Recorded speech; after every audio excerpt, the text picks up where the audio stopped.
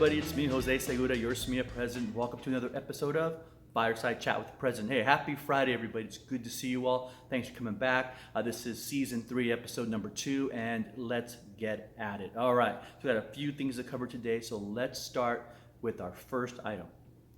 Evaluations. It's evaluation season. This happens this time every year. If you haven't been notified by your site administrator or your department head about your evaluation cycle, then you probably will be very soon. Now, what I want to share with you all is evaluations of a certificated member is Article 9 in our contract. And Article 9 went through a rewrite that was part of the ratification process, part of all those articles that you ratified. And so really what I want you to do is go to the email this video was attached to. There's a link there that'll take you to the language that will be the ratified Article 9. Scroll down those pages for Article 9 till you get to a table. The table is probably the easiest way to determine what your evaluation cycle is going to be like this year. Now, we know that the articles have not been approved yet by the board. They've been voted on by our members, but hasn't gone in front of the board yet. But that's going to happen that first week of September, which leaves plenty of time to operationalize the new evaluation information or the new evaluation language. And so that's why I'm giving this to you kind of as a heads up, is that once that language does become operational, once it's approved by the board, that'll be the language the district will be using to conduct evaluations this year. That includes the timelines, the cycles, and all that kind of stuff. So go back to the Article 9 link that is in the email this video was attached to, and open that up, scroll down till you find that table, and that'll give you a good snapshot of where you are in the evaluation cycle. Okay, let's move on to our next item. Retirement workshop. Now, it's never too early to start planning for retirement, but it definitely can be too late to start.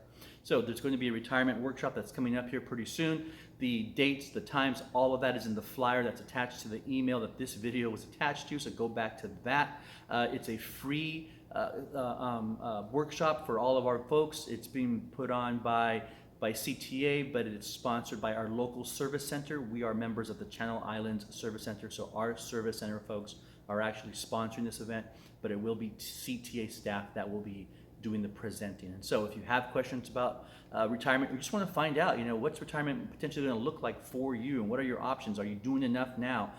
Things like that, you have questions. These workshops are awesome for that. So go back to the email this video was attached to. You'll see a flyer in there.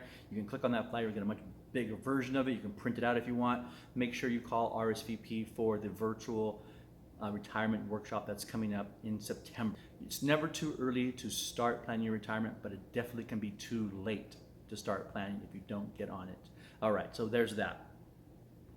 Next, the voting results. So I did send out an email earlier this week about the outcome of the ratification vote, but just as a reminder, again, this information is over in the email that this video was attached to.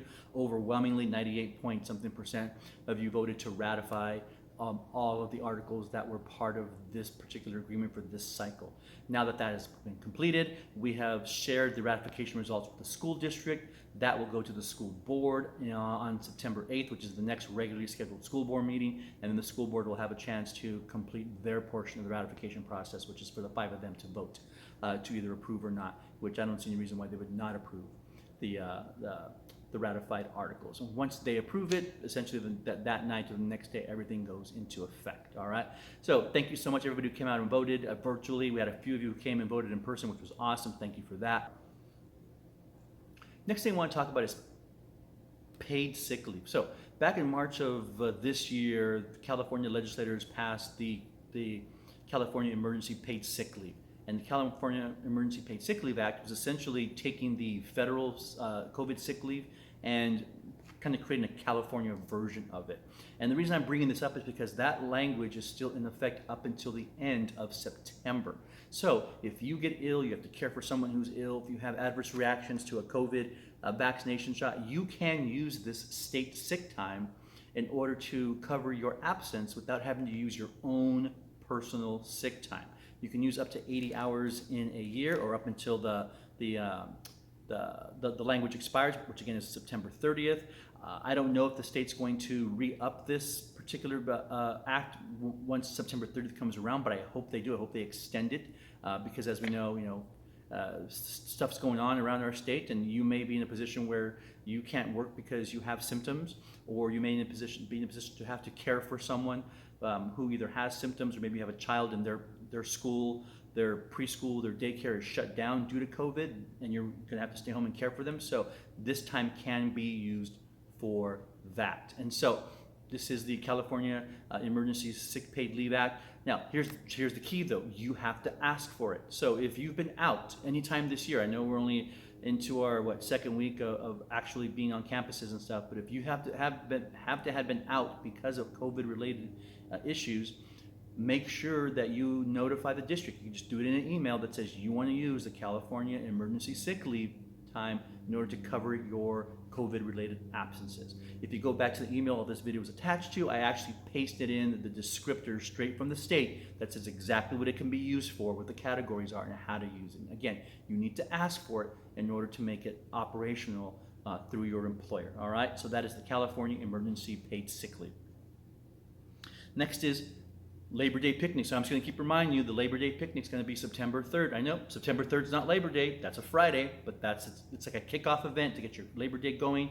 And so if you are looking for something to do that's going to be a lot of fun, a big outdoor event, it's going to be here in Pioneer Park out by Fox and Wood behind the airport. It's a big open air outdoor park, and so lots of space to kind of social distance and enjoy yourself, bring the kids, bring the family. It's definitely a family event. It's being sponsored not just by SMEA, but a bunch of other labor organizations here on the Central Coast. It's actually the primary organizer is the Central Coast Labor Council. And so this is going to be on Friday, September 3rd, which is the beginning of the Labor Day weekend.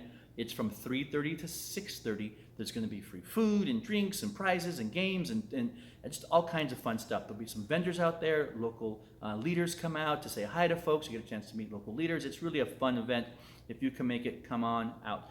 And by the way, the Central Coast Labor Council has also partnered with the Santa Barbara Public Health Department, and they're going to have a COVID vaccination center on site. They're going to be issuing the Pfizer vaccination, Pfizer vaccine. And so if you haven't been vaccinated or somebody in your family has not been vaccinated, you can do so at the Labor Day picnic. At least get that first shot at the Labor Day picnic. And so that's going to be available on site as well. So we hope to see you all out there. Now, the email this video was attached to. If you go back to that and scroll down to the section about the Labor Day picnic, you'll see a link button. Please click that and just let us know if you're going to come. We're trying to get some numbers over to the Central Coast Labor Council folks so that they can better plan for food and that kind of stuff. We want to make sure that they have plenty for everybody who comes out. That's all I got. Hey, have a great weekend. You all have definitely earned it. I know it's been a really a rough first week for some of you, and I know it's just been a very different first week for all of you, at least first full week. So please enjoy this weekend, relax, take some time for yourself, take some time to recenter, to spend time with family, with friends, with your pets, whatever it is that relaxes you, whatever it is that brings you joy. Spend some time doing that, so that when you come back to work on Monday, you have a renewed sense of the work that you have to do. And I just really want to just take a second to thank everybody for all their efforts. I know that there's a lot going on, and I know this year is going to be another one of those different years, right? But you all are just doing remarkable work. I just cannot be more impressed and amazed and in awe of what teachers can do and will do and are willing to do in order to make sure that students have access to quality, free public education within our Santa Maria Valley. So thank you for all of that. I appreciate it. All right, have a great weekend. We'll see you soon.